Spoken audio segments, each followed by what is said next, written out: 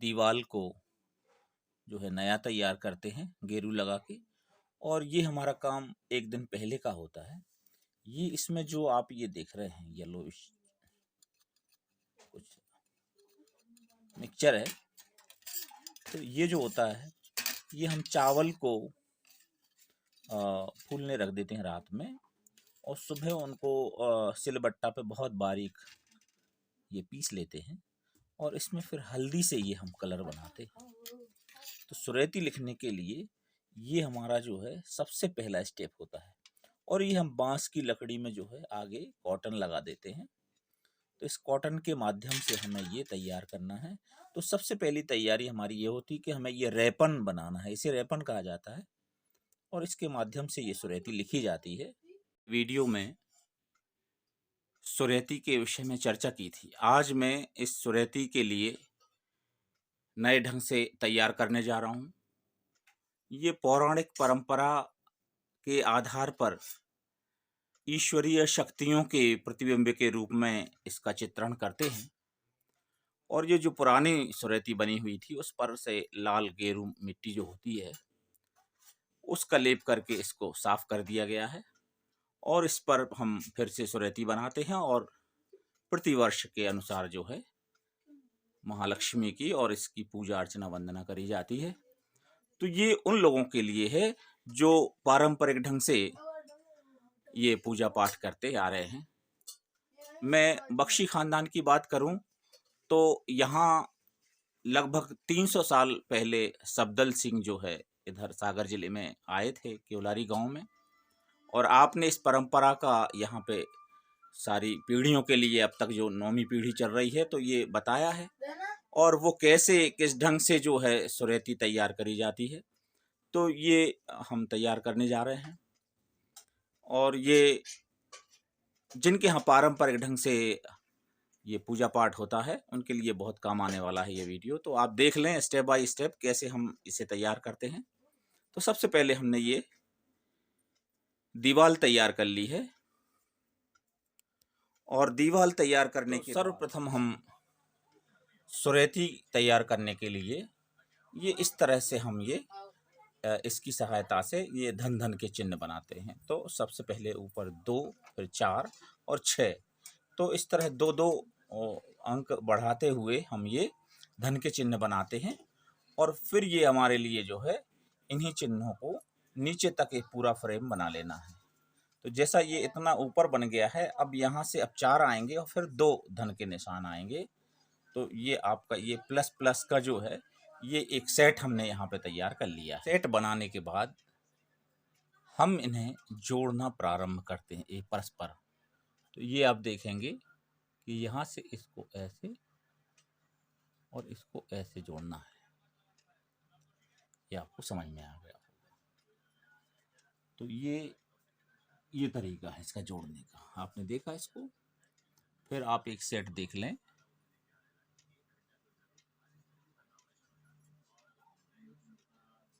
ये जुड़ जाता है इस तरह से। ये आप ऐसे जोड़ना है इसे, और ये इस तरह से हमने ये यहाँ पे धन चिन्ह का ये सेट बना लिया, और इसे हम फिर वही प्रक्रिया से इसको जोड़ना शुरू करते हैं।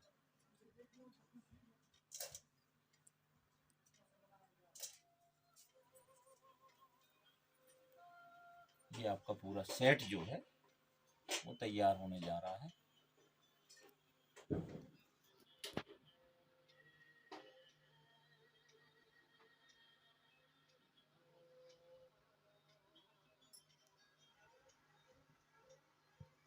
बहुत अच्छा होता है कि पहले हम बाहरी इनको जोड़ लेते हैं, तो उसमें भी सुविधा जाती है। पर ये आप अगर क्रम से भी जोड़ते जा रहे हैं तो उसमें कोई दिक्कत नहीं है। बस ये देखना है कि ये जो प्रॉपर हमने ये खंड बनाए हैं, तो ये ऐसे चौकोर जो खंड है ये इस तरह से ये इसमें बन जाना चाहिए। तो ये इसमें आपने देखा होगा, इसमें हमारे लिए हम फिर से रिपीट कर दे रहे हैं कि इसमें हमारे लिए जो प्लस साइन होता है, धन का चिन्ह जो होता है, वो सबसे पहले 2, फिर 4 और 6 के बाद फिर 4 और 2 ऐसे आते हैं।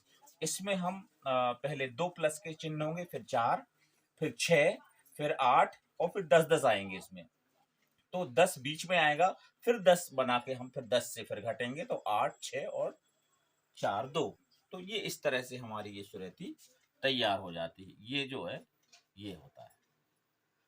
तो जैसे कि हम बता रहे थे कि इसमें 2 मुखी होती हैं। ये माँ लक्ष्मी का ये सिंबॉलिक है ये। तो ये जो है माँ लक्ष्मी का ये सिंबॉलिक है। तो यहाँ पे हम 4 इनके जो हैं भुजाएं बनाएंगे, 4 हाथ बनाएंगे। ये इस तरह से ये 4 हाथ हमने यहाँ पे ऐसे बना दिए। ये 4 हाथ बन जाते हैं और यहाँ पे 4 पैर बन जाएंगे। ठीक है, ये 4 पैर यहाँ पे तैयार हो जाते हैं।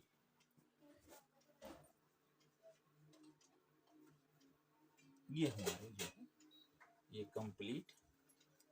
अब यहाँ थोड़ी सी सजावट करने के हिसाब से ऐसे आप जो है ये रख सकते हैं बिंदु। जैसे ये बिंदी रख दी हमने, ये इसमें भी आप जो है एक एक ऐसे आ जाता है बिंदु। और आप चाहें तो इनके मध्य में भी जो है बिंदु रख सकते हैं। ये इस तरह से ये आपका हो गया। और फिर ये अब यहाँ पे भगवान विष्णु और माँ लक्ष्मी यहाँ पे हमने तैयार कर ली हैं। अब इसमें जो अगला जो चित्र होता है वो होता है गोवर्धन का। तो चूंकि दीपावली में गोवर्धन जो होते हैं उन गोवर्धन का यहाँ पे ऐसे चित्र बनाया जाता है। उन्हें भी हम जो है चतुर्भुज के रूप में जो है बनाते हैं। ये इस तरह से ये चतुर्भुज के रूप में यहाँ पे बनते हैं।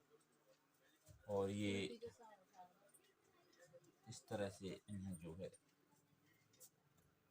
यहाँ पे हम बना देते हैं।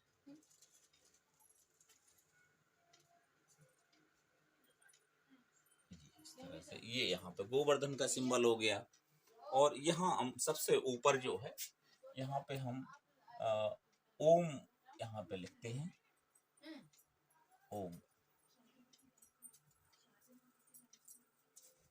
ओम यहाँ पे लिखा जाएगा। और फिर यहाँ पे सूरज बनते हैं यहाँ पे। और यहाँ पे चंद्रमा होंगे। तो ये वो जो शक्तियां हैं, जो जितने भी देवता हैं यहाँ पे, फिर मैं बताने जा रहा हूँ कि जितने भी देव हैं वो इसमें हैं। तो सुरैती का मतलब जितने भी देव हैं वो इसमें हैं। तो ये सारे देवता जो हैं इसमें हम विराजमान कर देते हैं एक चित्रांकन के रूप में। और फिर इसे हम जो है पूजा पाठ करते हैं। ये यहाँ पे अच्छा हम ऐसे कॉर्नर बना देते हैं।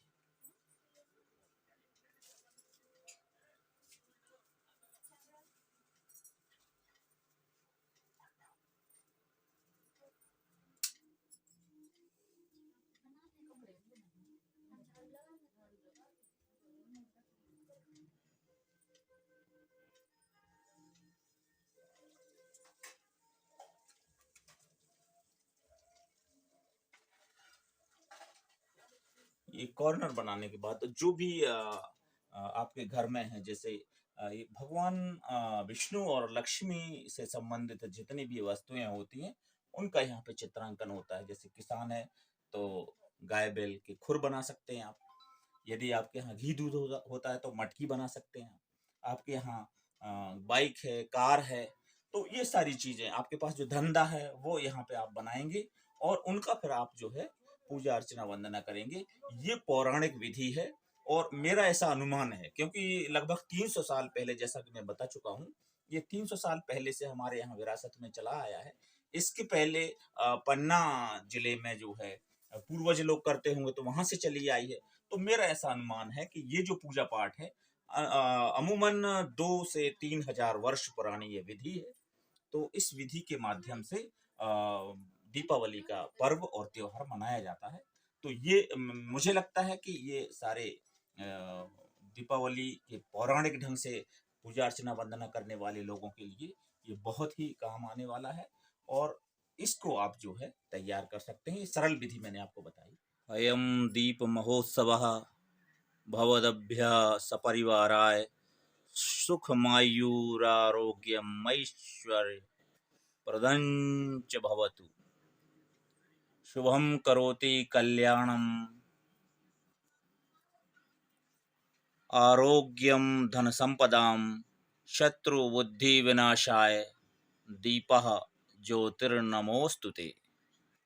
मित्रों, आज जैसा कि मैंने बताया कि ये सुरैती का निर्माण किया गया, यहाँ पे चित्रांकन किया गया, और ये पूरी तरह से आपको ये मैं इसके वैज्ञानिक तथ्य बता रहा हूँ। सारे देवताओं के सिंबल्स यहाँ पे इसमें बना दिए गए हैं। ये भगवान विष्णु का जो भवन होता है वो 4 खंड का है, ऐसा माना जाता है शास्त्रों के मतानुसार, और ये माँ लक्ष्मी का जो भवन है वो 16 खंड का होता है। तो ये ध्यान रखना है आपको जब बनाते समय।